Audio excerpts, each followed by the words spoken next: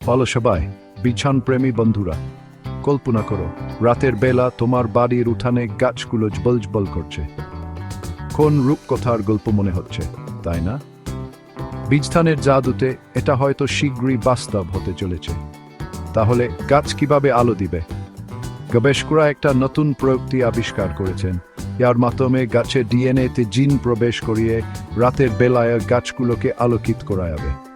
সম্প্রতি আমেরিকার একটা biotech company light bio firefly petunia নামের একটা গাছ তৈরি করেছে।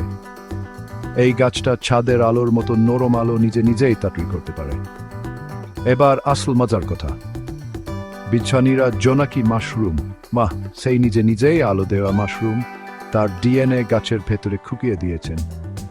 ফলে মাশরুমের মতো গাছটাও নিজের শক্তি ব্যবহার করে আলো দিতে পারে। অসাধারণ, তাই না? তবে এটা প্রথমবার নয় এ বিজ্ঞানীরা জবলে গাছ নিয়ে গবেষণা করছেন। 1927 সালে তারা জোনাকির জিন ব্যবহার করে একটি জবলে তামাক গাছ তৈরি করেছিলেন। তারপর 1928 সালে তারা প্রকৃতি আরও উন্নত করে ছোট গাছে প্রয়োগ করেন। এখন তারা আরও বড় গাছ নিয়ে পরীক্ষা নিরীক্ষা করছেন। তাহলে কি এবার রাস্তার বাতি বিদায় নিবে? কিছু গবেষক মনে করেন, যদি এই প্রযুক্তি সফল হয় তাহলে আমরা রাস্তার বাতির বদলে জবলে গাছ ব্যবহার করতে পারব। এতে বিদ্যুতের খরচ ও পরিবেশ দূষণ কমবে। তবে বড় গাছকে টেকসইভাবে আলোকিত করা এখনও গবেষণাধীন। এবার তোমাদের মনে প্রশ্ন আসতে পারে, এই গাছগুলো কি রকম আলো দিবে? সাধারণত এগুলো জোনাকির মতো সবুজ আলো দিবে। কল্পনা করো, এই জাদুকরী গাছগুলো দিয়ে আলোকিত একটি বাগান বা জঙ্গল রাতের বেলা কেমন লাগবে?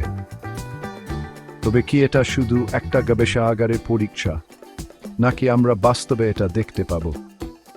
বিজ্ঞানীরা বলছেন বড় গাছের জন্য এটা এখনো সম্ভব নয়, তবে ফুল বা ছোট গাছের জন্য এই প্রযুক্তি শীঘ্রই সফল হতে পারে।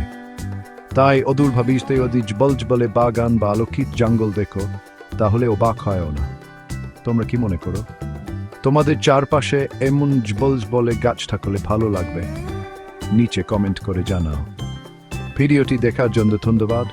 ভালো লাগলে লাইক ও সাবস্ক্রাইব করতে ভুলো না। আগ্রহী থাকো, পরবর্তী ভিডিওতে দেখা হবে।